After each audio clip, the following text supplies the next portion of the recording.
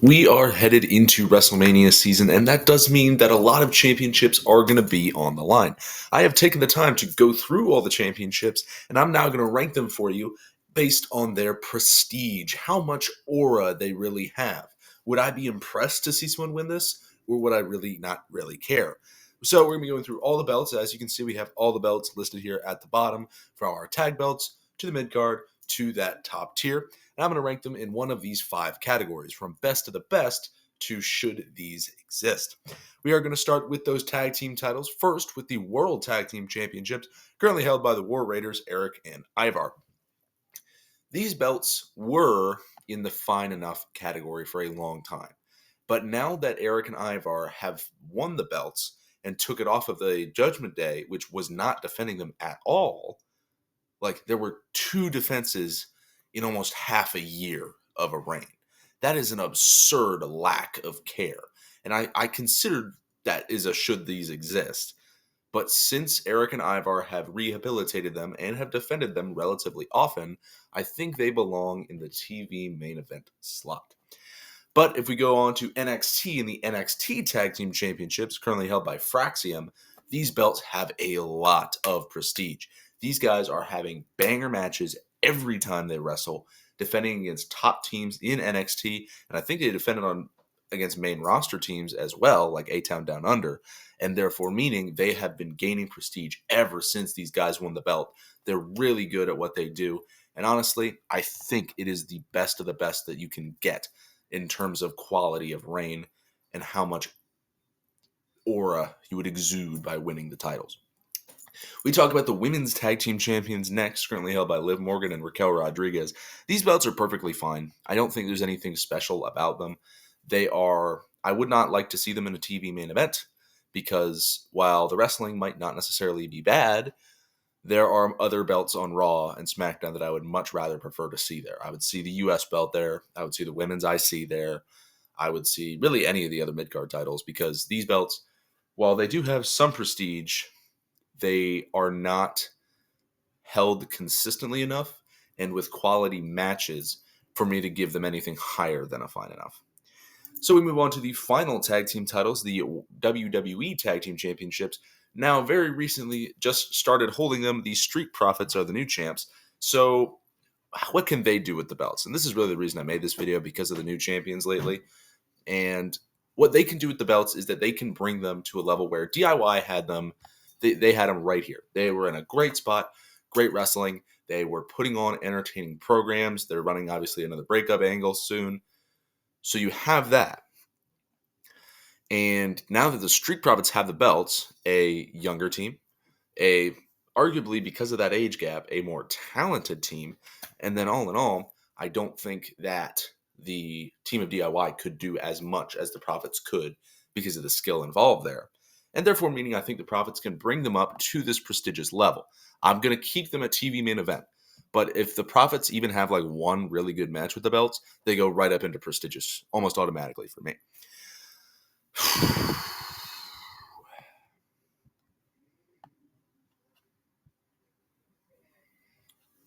We move on to the Women's Intercontinental Championship. This is a really interesting belt because it's, I think, the newest. No, I think this one was before the US, so it's one of the newest at the very least. So I think this belt, it's a great belt. Lyra Valkyria currently holds it. She's defending it really well. It looks great. Like the design is very good of it. So it has looks. It has a bit of prestige. You know, she's defended it relatively often. She's defended it in solid matches. And Lyra is a relatively good wrestler and promo worker herself, meaning the belt's got some aura behind it. Now, I don't think it's anywhere near prestigious or best of the best, but this is a perfectly operable TV main event title. I think the same can probably be said about the Intercontinental title for the men, but maybe to a lesser extent, because Braun Breaker, the way he holds it, he does have a lot of prestige. And it is impressive to beat him for the belt. But his matches sometimes like blur. If you've seen one, sometimes you see them all. But it's less of that and more, you know, the concept of like a pocket cabinet or a pocket wardrobe where you have like 5 or 10 shirts and 5 or 10 tops, and then you all just switch them, and then you have like a bazillion combinations. That's Braun Breaker's matches, because there's always a distinct start and a distinct end, and you just match them up randomly at times.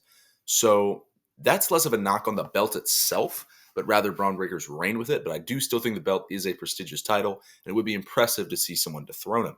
Now move on to the Men's North American Championship, currently held by Shawn Spears down in NXT. So this belt, in theory, has aura. It has a presence about it.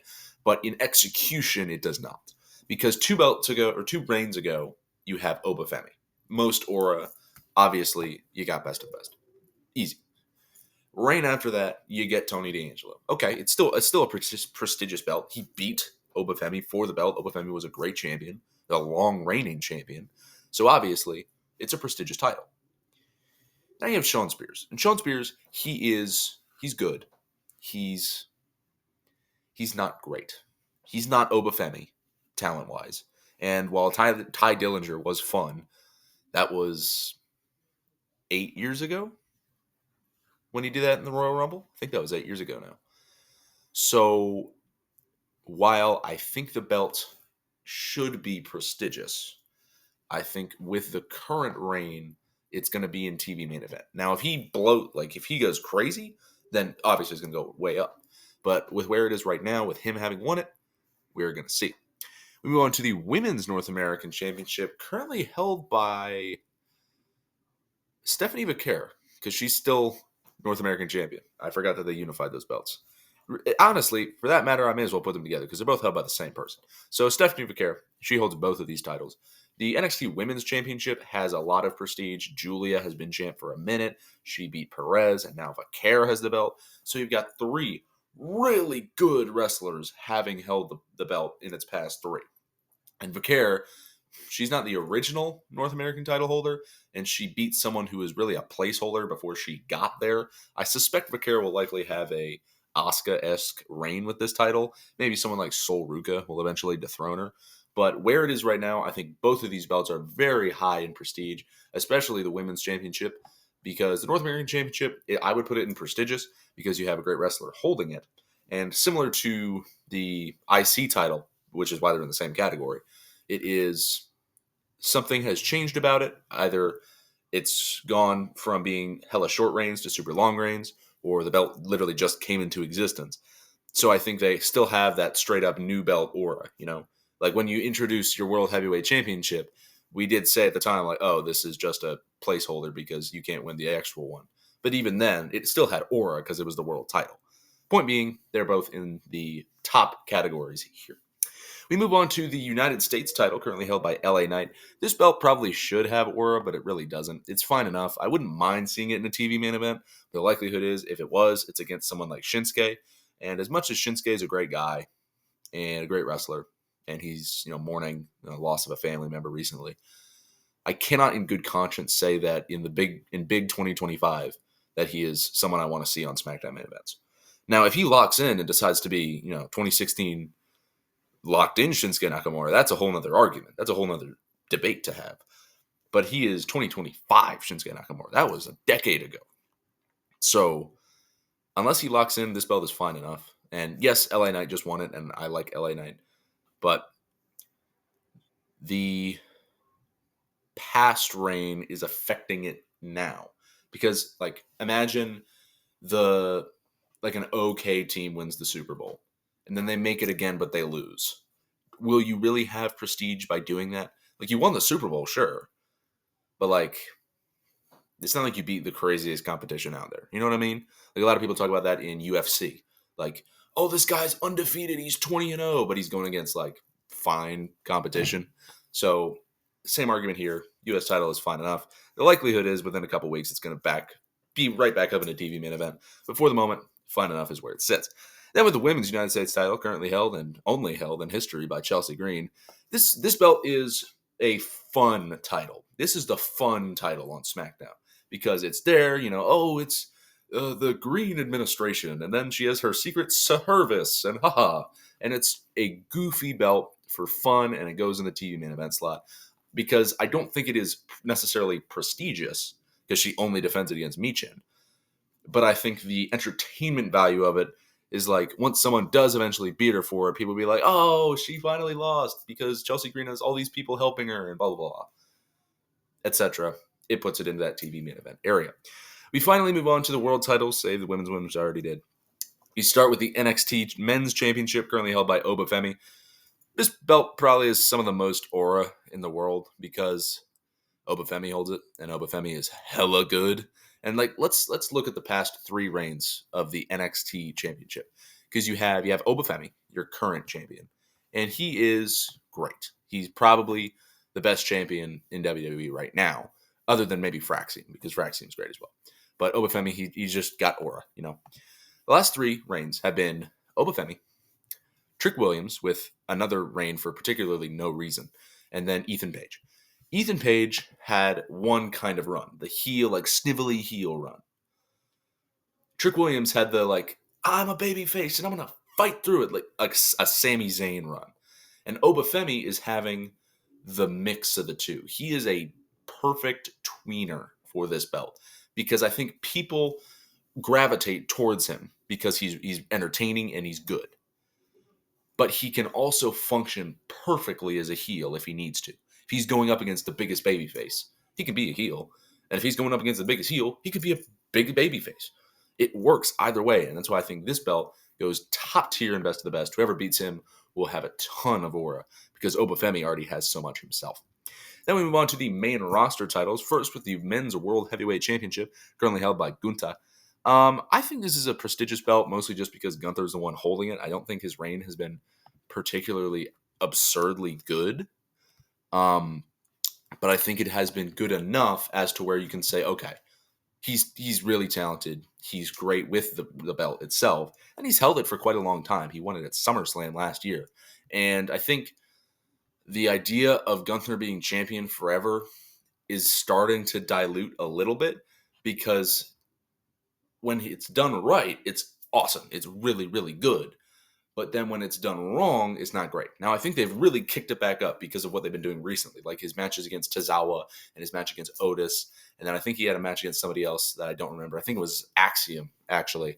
And all of those are great. Little, not necessarily squash matches, but matches to showcase a face. Gunther just chops him down instantly. You can get that heel aura back to him. So I think that has knocked it back into the prestigious tier, whereas it was kind of drifting lower and lower over time. Now, this kind of happens with most reigns if you're a world champion because people don't defend the title as often if you're world champion. Think about Roman because the belt, it's an uncanny valley of sorts because you're holding the belt. You know, you're defending the title. You're defending the title. You're defending the title.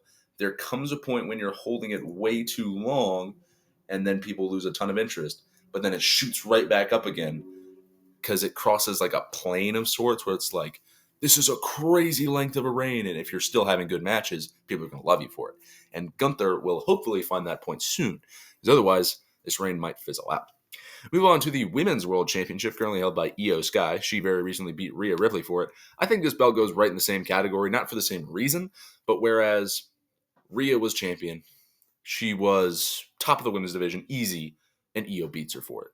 Because when you beat someone who is top of the division, see when Cody beat Roman, that automatically gave the title that he held so much credibility, so much, and the wrestler himself or herself in this case, because you win that belt, you beat someone who's the best of the best. They've been champion forever, and that's what Io Sky did. So I think it goes right up here, not for the reason of long reign, but for the reason of quality of opponent defeated to win the title itself. We move on to the final 2 belts that we're going to go through here, the WWE Championships, and we're going to start with the WWE Women's Championship, currently held by Tiffany Stratton. I think this belt is intriguing because the reign has been okay. It hasn't been particularly good, but it's been okay and competent enough to where I like the reign, and it at least goes here. It's definitely not fine enough or whatever. I think how it has been handled has gotten a little weird, though. And that's why I don't think I'm going to put it in that prestigious tier. Because I think if you look at, like, within the reign itself, there's a lot of defenses of not the title. You're in a tag match. Or you cut a promo and then you get attacked. Or you're watching a match at ringside. Something that's not actually defending the belt on TV. I don't remember how many defenses she actually has. I'm pretty sure it's like 1 or 2. But point being, the reign itself hasn't gotten to a prestigious tier yet. Now, if she beats Flair, I think it goes right up there because that's, obviously top tier talent, as I made in the Io Sky argument. But for the moment, TV main event is where she belongs. And lastly, Cody Rhodes and the undisputed WWE Universal Championship. I'm not going to say all those words anymore for this title. It's just the WWE Championship. Nevertheless, this belt has a lot of aura from when Cody won it at WrestleMania. But whereas, as I said earlier, with the consistently going up reign, Cody's went hit Solo Sikoa, completely flattened to the ground. And only after he left that really strange feud did it ever go back up again. And then with the Rock stuff and the Cena stuff and all the stuff surrounding the bloodline and what's going to happen with the Rock and Soul connection, as they're rumored to be called, pretty sure that got debunked. But point being, it's a stupid name. I think the belt is required to be here as the main title in wrestling. Where it goes from there is a good question, because the belt itself is prestigious as the main title, and the guy who holds it beat literally one of the longest reigns ever to do so. So I think it goes in best of the best for that, not for the quality of the reign itself, because as I said with Tiffany Stratton, not a lot of it has been actually defending the belt, but rather the story around it. And I'm not saying that's a bad thing. I'm just saying for the pure sake of the title, it doesn't help its prestige. But the belt itself is already in that top tier anyways, so it doesn't really matter.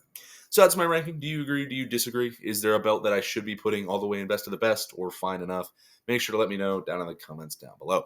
Make sure you have a good day, good evening, good night, good morning, good dawn, good dusk, whatever. Make sure to watch any former or future videos on this channel. Ooh, and my sports card for you today. I almost forgot, guys.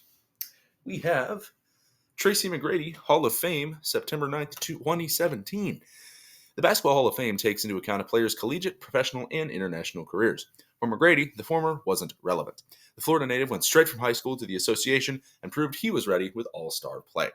As I said, everybody, make sure you have a good day, good evening, good night, good morning, good dawn, good dusk, go whatever. Make sure to watch any former or future videos on the channel, and goodbye.